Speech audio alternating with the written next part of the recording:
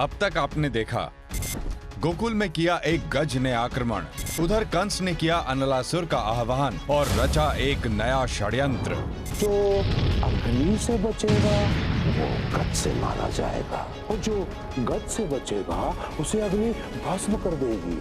दाऊ और गज का हुआ आमना सामना। मैं तुम्हें ही खोज रहा था, अब तुम नहीं बचोगे गज। गज ने दाऊ को किया चोटिल। वहीं गोकुल में आई विपदा। गोकुल पर संकट बढ़ता ही जा रहा है। आग तेजी से गोकुल की ओर बढ़ रही है। दाऊ हुए उत्तेजित करने गज का अंत। मुझे उस गज को रोकना होगा। कान्हा ने किया दाऊ के अहंकार का विरोध और बताया मम असुर के अहंकार का सत्य। यदि ये दोनों एक दूसरे से प्रेम करते हैं तो मैं दैत्यराज विवाह करने की अनुमति देता हूँ। असुरराज अकस्मात ही मम और मोहिनी के विवाह के लिए तैयार कैसे हो गया? संबरा को ज्ञात हो गया था कि मम स्वयं माता पार्वती की रचना है। उसने महाराज को बताया कि यदि हमने उसे अपने पक्ष में कर लिया तो हम उसका प्रयोग भविष्य में देवताओं के विरुद्ध कर सकते हैं। अब मेरा अगला लक्ष्य होगा कैलाश पर्वत। हमारा अच्छा हुआ जो तुम स्वयं यहाँ। मैं कैलाश को अपने अधीन करने आ ही रहा था।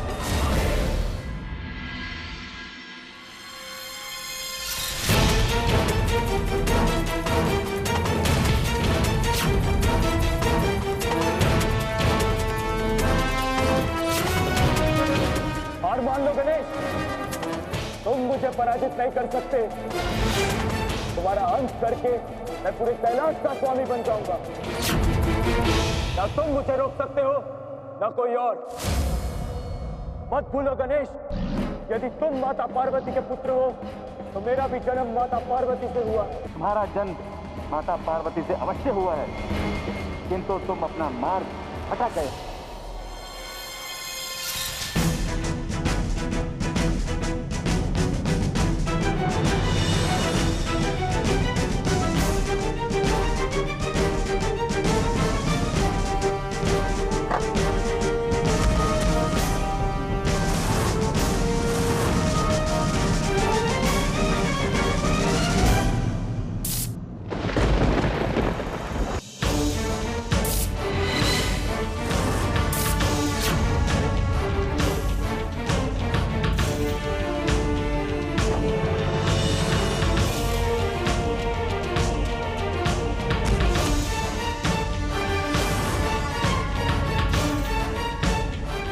इस दिन को पूरी असुर जाति कभी नहीं भूल पाएगी ममासुर, क्योंकि आज मैं स्वयं तुम्हें तुम्हारे साथ साथ तुम्हारे अहंकार का अंत करने जा रहा हूँ। नहीं भ्राता गणेश, ऐसा मत कीजिए। मैं आपका अमीर हूँ, मुझे क्षमा कर दीजिए जयेश। अब ज्ञात हुआ तुम्हें जब तुम्हारा अंत निकट आ गया है, किंतु ममासुर अहंकारी के लिए क्षमा नहीं, दंड होता है, दंड। ठहरो पुत्र।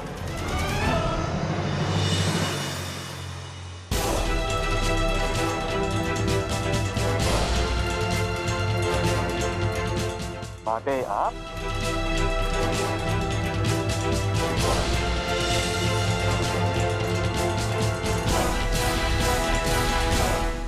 ममासुर के लिए इतना दंड पर्याप्त है पुत्र गणेश। तुमने इसे पराजित करके समझा दिया है कि देवता कितने शक्तिशाली हैं। अब इसे क्षमा कर दो पुत्र गणेश, अब इसका अहंकार टूट चुका है। जैसी आपकी आज्ञा माते। मुझे क्षमा कर दीजिए माता पार्वती। मूर्ख था जो स्वयं को अजय समझने लगा था। मुझे क्षमा कर दीजिए भ्राता गणेश। मैं असुरों के प्रभाव में आकर देवोचित जीवन जीना भूल गया था। कृपया अब आप ही अपने शरण में मुझे आश्रय दीजिए।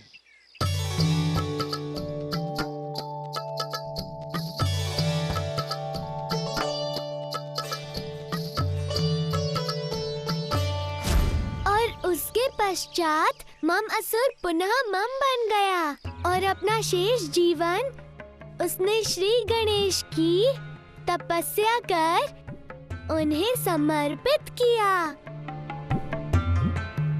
तो बताइए दाऊ, ममासुर की इस कहानी से क्या सीख मिलती है? अब मुझे क्या पता, कान्हा तुम ही बता दो। सीख यही कि अहंकार विनाश का कारण है।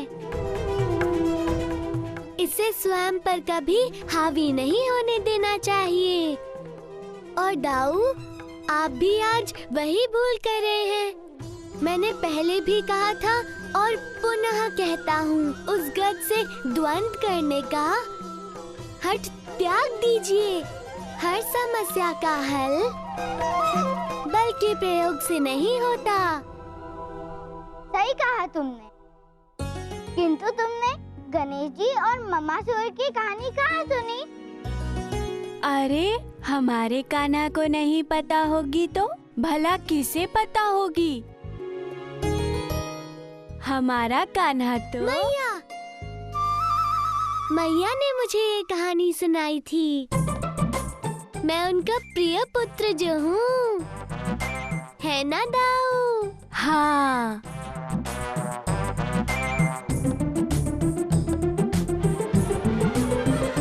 कान्हा, बलराम, राधा, चलो यहाँ आओ। बाबा को बैठने की जगह दो।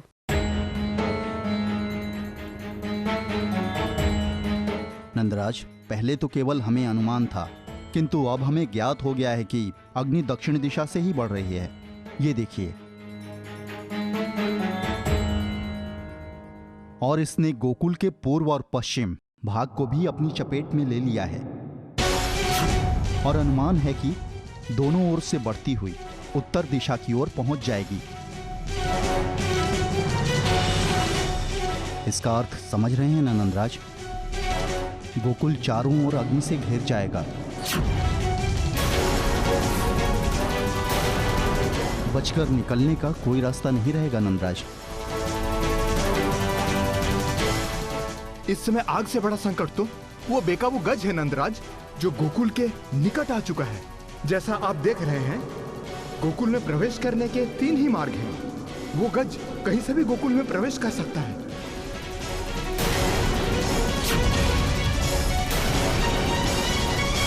मित्र, हमें 2 दलों की आवश्यकता पड़ेगी। पहला दल गज की गति को नियंत्रित करने के लिए, और दूसरा दल अग्नि की तीव्रता को रोकने के लिए।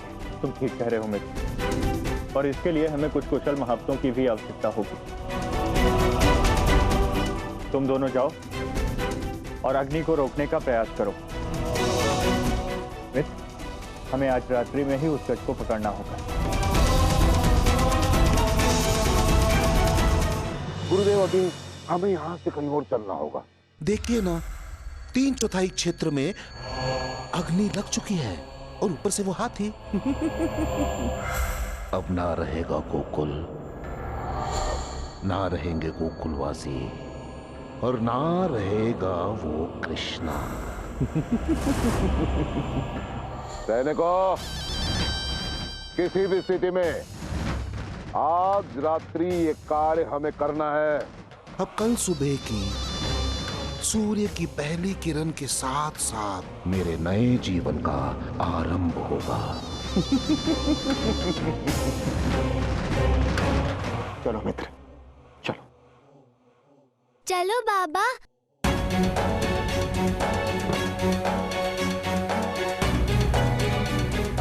मैं भी आप लोगों के साथ चलूंगा। कान्हा जाएगा तो मैं भी जाऊंगा। नहीं, तुम दोनों कहीं नहीं जाओगे। कोई हंसी खेलेगा। पता है ना कितना संकट है वहाँ पर। किंतु मैया, अब हम बड़े हो गए हैं,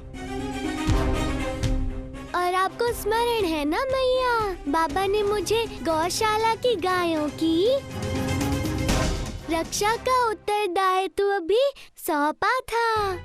वन में भी अनेकों गैया हैं, उनके प्राण संकट में होंगे, और मेरा वहाँ होना उनकी रक्षा के लिए अति आवश्यक है।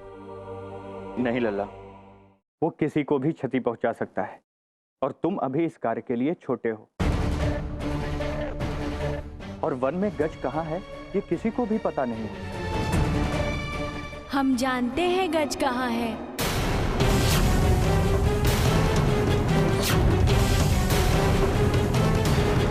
जब हम वन में थे तो गज वहीं पर था। मैया दाऊ कह रहे हैं कि हमने उस गज की चिंगार सुनी थी। वो हमारे आसपास ही था। हमें अनुमान है कि वो कहाँ पर हो सकता है। हम आप सभी को वहाँ लेकर जा सकते हैं।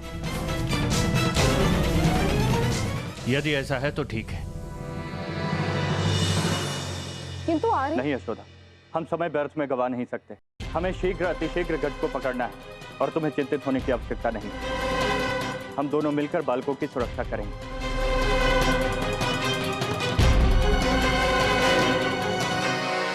चलो बाबा।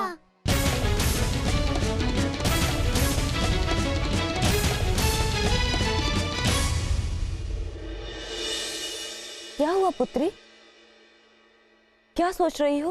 ये कान्हा भी ना अजीब है। अभी कुछ समय पहले अपने दाऊ को कह रहा था कि वन में जाके उस गज को क्षति मत पहुंचाना, और अब स्वयं ही उस गज को बंदी बनाने में सबकी सहायता कर रहा है। आदत डालो पुत्री, ऐसा ही है हमारा कान्हा।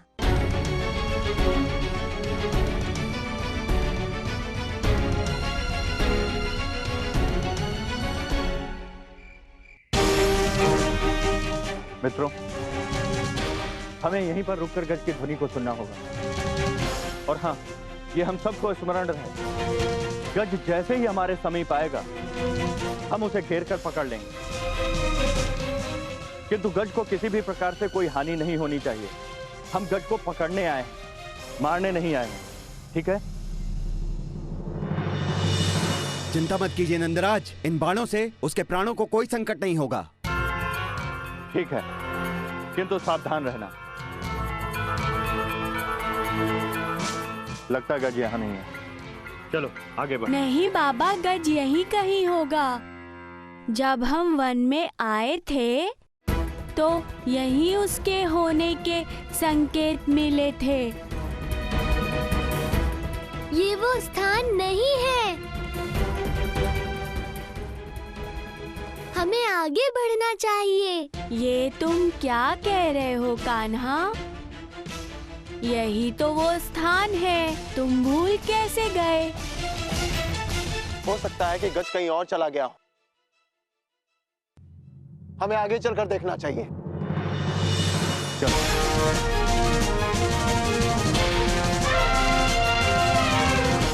मित्रों, लगता है गजूस हो रहे।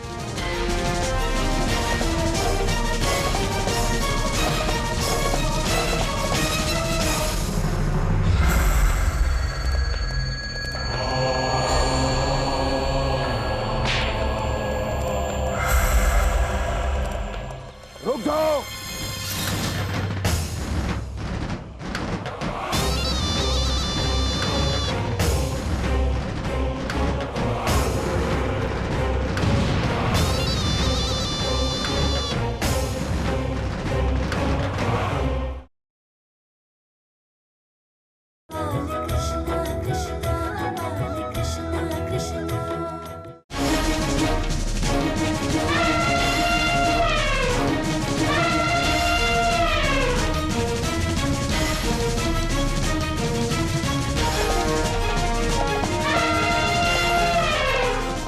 नंद बाबा, ये ध्वनि इस ओर से नहीं, उस ओर से आ रही है। गज की ध्वनि दोनों ओर से आ रही है।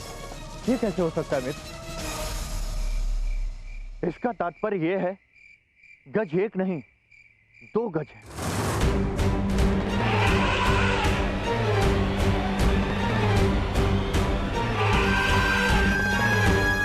शोर तो उस दिशा से भी आ रहा है। दो नहीं, 3 गज हो सकते हैं।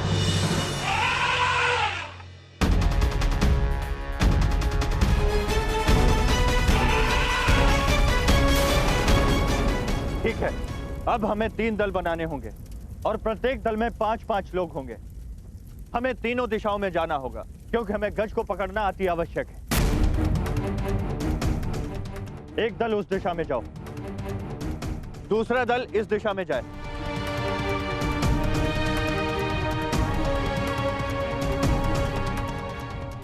शेष हमारे साथ आओ।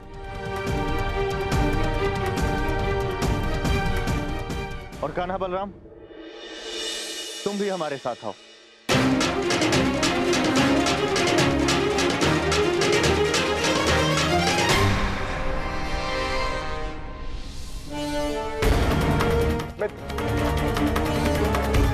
लगता है कि गज यहीं से गया है।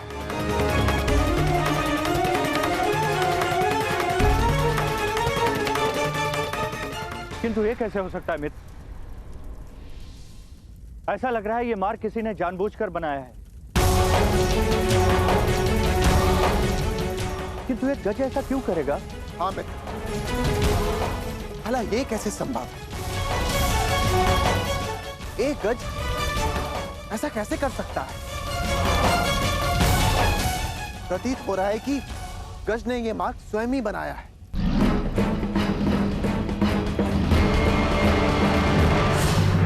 जो भी हो, हमें उस गज का पीछा करना ही होगा।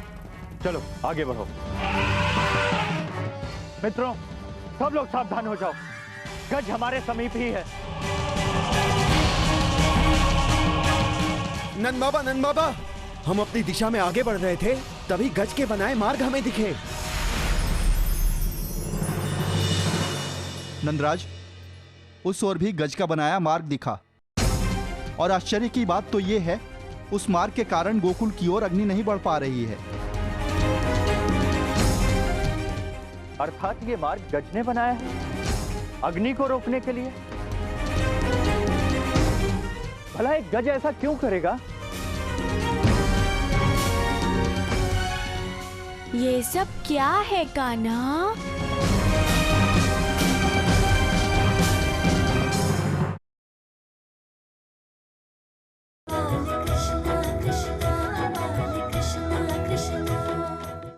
नंदराज, उस ओर भी गज का बनाया मार्ग दिखा, और आश्चर्य की बात तो ये है, उस मार्ग के कारण गोकुल की ओर अग्नि नहीं बढ़ पा रही है।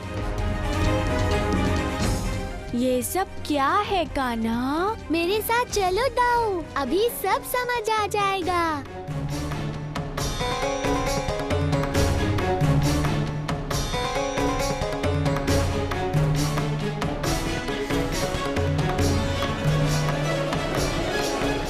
देखिए दाऊ, जिस गज को आप क्षति पहुंचाना चाहते हैं, वास्तविकता में वही गज गोकुल को आग से बचा रहा है। ये अग्नि मामा श्री और उनके गुरु शुक्राचार्य ने लगाई है।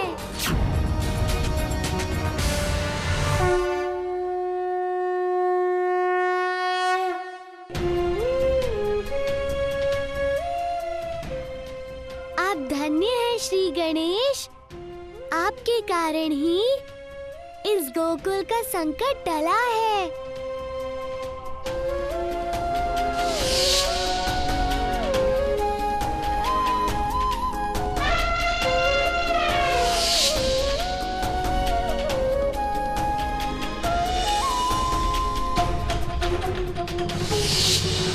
लगता है भाग्य मुझ पर प्रसन्न है, इसीलिए हमारा मिलन एक बार पुनः हुआ है। मैं तो आपका ये दिव्य रूप बार बार देखना चाहूंगा। मैं क्षमा चाहता हूँ बलराम कि मैंने गज द्वारा क्षति पहुंचाई। क्षमा तो मुझे आपसे मांगनी चाहिए प्रभु, जो मैं आपके संकेत को समझ नहीं सका और गज पर प्रहार करने का प्रयास किया। बलराम, सही कहते हैं कृष्णा, आपको अपने क्रोध पर नियंत्रण रखना चाहिए, और हाँ, अहंकार को अपने समीप भी नहीं आने देना चाहिए। ये दोनों ही मनुष्य के विनाश का कारण होते हैं। जो आज्ञा प्रभु।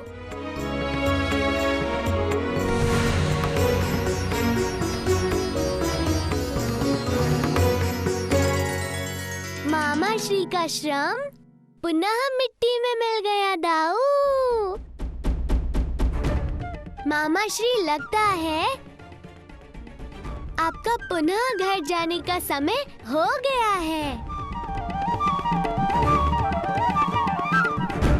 महाराज, बहुत ही अशुभ समाचार है। गज के बनाए हुए मार्ग के कारण अग्नि गोकुल की ओर नहीं बढ़ पा रही है और अग्नि ने विपरीत दिशा की ओर बढ़ना आरंभ कर दिया है। अग्नि किसी भी क्षण यहाँ पहुँच सकती है महाराज।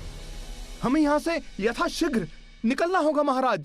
असंभव है ये, गुरुदेव, असंभव है ये। मेरी योजना कैसे विफल हो सकती है? कैसे? कुछ न कुछ तो करना होगा। सैनिकों, शीघ्र करो, उस मार्ग की दूसरी ओर जाकर तुम्हें पुनः अग्नि लगानी होगी। आज गोकुल का भस्म होना अति आवश्यक है।